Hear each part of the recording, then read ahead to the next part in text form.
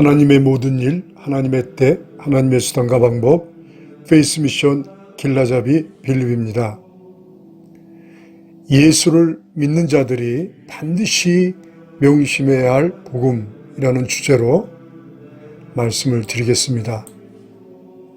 예수 그리스도께서 세우신 피의 새 언약과 그 언약에 따라 십자가에서 화목제물이 되어주신 예수 그리스도를 영접하고 그 이름을 믿음으로 모든 죄사함을 받은 하나님의 자녀의 권세를 회복하고 또 의롭다 칭함을 받은 이 하나님의 자녀들, 예수 그리스도의 제자들이 반드시 명심해야 할 이 복음이 있습니다. 이는 예수 그리스도께서 친히 가르쳐 주신 말씀입니다. 너무나 중요한 말씀이기 때문에 경청을 해서 들어주시기를 바랍니다. 첫째, 좋은 열매를 맺지 못하면 도끼로 찍어서 버려져 말라 불에 던져 살았다는 무서운 경고의 말씀이 있습니다. 바리새인의 의보다 못하면 또 내 아버지의 뜻대로 행하지 않으면 결단코 천국에 들어가지 못한다고 엄중하게 경고의 말씀을 하셨습니다.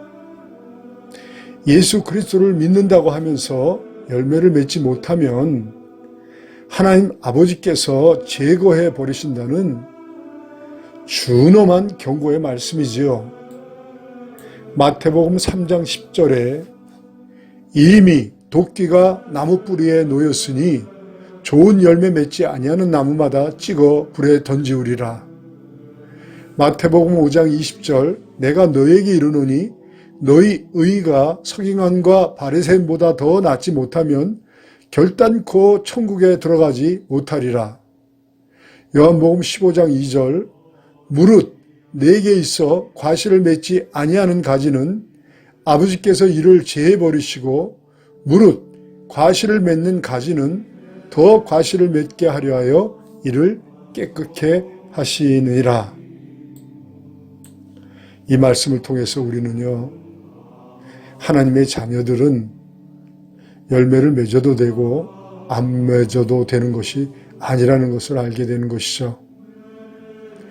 반드시 열매를 맺는 삶을 살아야지 열매를 맺는 삶을 살지 못하면 도끼에 찍혀서 불에 던져 사람을 당한 것 같이 버림을 받을 수 있다는 것이죠.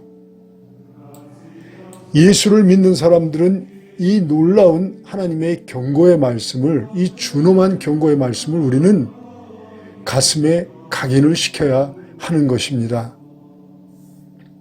그리고 또 중요한 말씀인데요. 둘째, 우리 각자는 스스로 혼자서는 절대로 열매를 맺는 삶을 살 수가 없다는 것입니다. 그 말은요, 우리 각자 개인적으로는 전적으로 무능하다는 것이죠. 요한복음 15장의 3절 4절에 내 안에 거하라 나도 너희 안에 거하리라. 가지가 포도나무에 붙어있지 아니하면 절로 가시를 맺을 수 없음 같이 너희도 내 안에 있지 아니하면 그러하리라. 나를 떠나서는 너희가 아무것도 할 수 없느니라. 나는 포도나무여 너희는 가지니 저가 내 안에 내가 저 안에 있으면 가시를 많이 맺나니 나를 떠나서는 너희가 아무것도 할 수 없느니라. 우리 각자는 포도나무에 붙어있는 가지입니다. 가지는 스스로 열매를 맺을 수 없지요. 포도나무에 붙어 있어야만 뿌리로부터 줄기로부터 공급되는 자양분을 받아서 비로소 열매를 맺을 수 있게 되는 것이죠. 그러므로요, 우리는 우리 각자 개인적으로 스스로 혼자서 열매를 맺을 수 없다는 것을 우리는 깊이 깨달아야 하는 것이죠. 그러므로 이제 예수님께서요, 세 번째, 이제 예수 그리스도를 믿는 하나님의 자녀들이 반드시 열매를 맺는 삶을 살 수 있도록 하기 위해서 이제 새 계명과 보혜사 성령과 음부의 권세가 이기지 못하는 교회 공동체를 주신 것이죠. 우리가 이것을 깨달아야 합니다. 첫째, 열매를 맺는 삶을 살지 못하면 반드시 징계를 받을 뿐만이 아니라 포도나무에 붙어있지 않은 가지처럼 버려져 말라 불에 던져 사른다는 것이죠. 좋은 열매를 맺지 못하는 나무는 반드시 찍혀서 불에 던져 사름을 받는다는 것이죠. 이것을 우리가 첫 번째 깨달아야 하고요. 두 번째, 우리 각자 스스로는 완전한 그 무능, 우리 각자 스스로는 열매를 맺을 수 없는 무능한 존재라는 것을 우리가 두 번째 깨달아야 하고요. 세 번째, 이렇게 무능한 우리 각자에게 반드시 열매를 맺는 삶을 살 수 있도록 새 계명과 보혜사 성령과 음부의 권세가 이기지 못하는 교회 공동체를 주셨다는 것이죠. 예수 그리스도를 영접하고 그 이름을 믿음으로 죄사함을 받고 하나님의 자녀의 권세를 회복하고 의롭다 칭함을 받은 하나님의 자녀들에게는 반드시 열매를 맺는 삶을 살아야 하는 엄중한 책임과 의무가 있다는 것과 그 책임과 의무는 우리 각자 스스로 혼자서 개인적으로 다 할 수 없다는 것과 그 책임과 의무를 다하여 풍성한 열매를 맺는 삶을 살 수 있도록 새 계명을 주셨고 세상 끝날까지 우리를 견인하시는 보혜사 성령을 주셨고 음부의 권세가 이기지 못하는 막강한 이 교회 공동체를 주셨다는 것이죠. 여기서 우리는 명심을 해야 합니다. 반드시 열매를 맺는 삶을 살아야 한다는 것과 열매를 맺지 못하면 버림을 받을 수 있다는 것과 예수 그리스도께서 구원을 받은 하나님의 자녀들이 열매를 맺는 삶을 살기 위해서 각자 스스로 혼자서는 무능하기 때문에 새 계명과 보혜사 성령과 교회 공동체를 주셨다는 것을 명심하고 명심해야 한다는 것이죠. 이제 새 계명을 지켜서 서로 사랑함으로 교회 공동체 구성원들이 서로 믿고 신뢰할 수 있는 관계, 사람의 몸의 지체들과 같이 유기적으로 초협력적으로 동역할 수 있는 그런 관계를 구축하고 순기능적으로 선순환적으로 이제 막강한 강하고 건강한 교회 공동체를 구축함으로 이제 성령의 가르치심, 깨닫게 하심, 인도하심, 동행하심을 받음으로 비로소 이제 죄를 이기고 풍성한 열매를 맺을 수 있다고 하는 것이죠.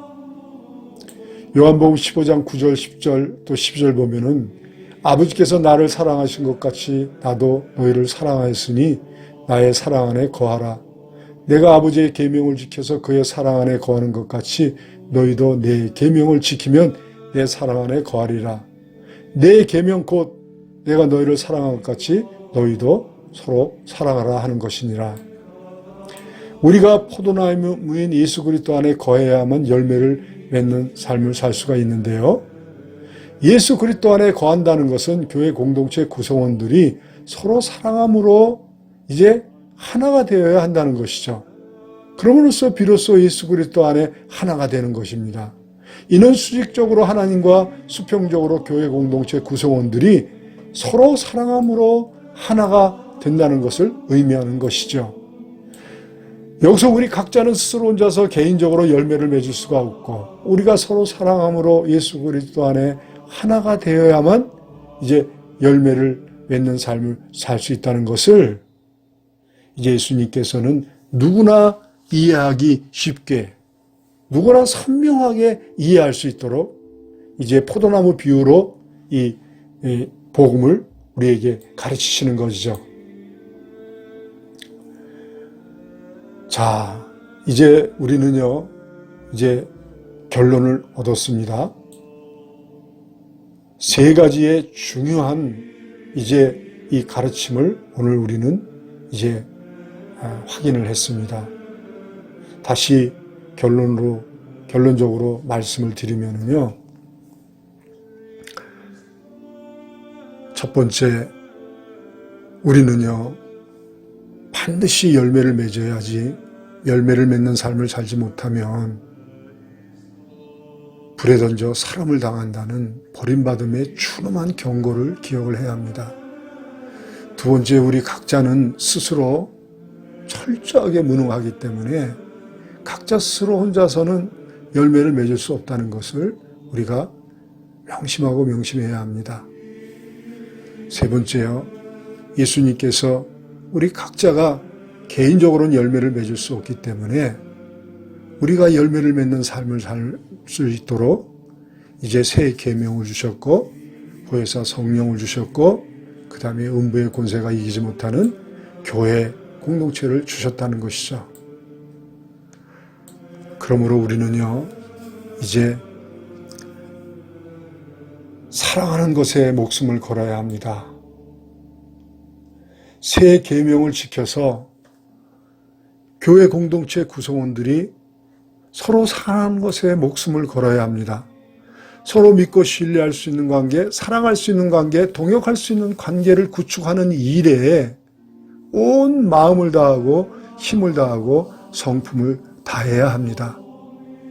그러므로 교회 공동체 구성원들이 정말 서로 믿고 신뢰하고 사랑하고 동역할 수 있는, 유기적으로 초협력적으로 모든 일에 동역할 수 있는 그런 관계를 구축해서 강하고 건강한 교회 공동체, 순기능적으로 작동되는, 선순환적으로 작동이 되는 강하고 건강한 교회 공동체를 구축해서 예수 그리스도께서 약속하신 성령의 가르치심, 깨닫게 하심, 인도하심, 그리고 성령의 동행하심을 받는 이 사도행전의 안디옥 교회와 같은 교회가 되어야만 우리가 풍성한 열매를 맺을 수 있게 된다는 것을 우리는 명심을 해야 합니다. 지금 한국교회가 큰 위기에 있다고 많은 목사님들이 이구동성 말씀하고 있습니다. 이 위기는요, 우리가 서로 믿고 신뢰할 수 없고 사랑할 수 없고 동역할 수 없는 이 공동체성의 이 붕괴로 말미암아 시작이 된 것입니다. 교회 공동체는요, 서로 믿고 신뢰하고 사랑하고 동역할 수 없을 때 그 생명을 다하는 것입니다.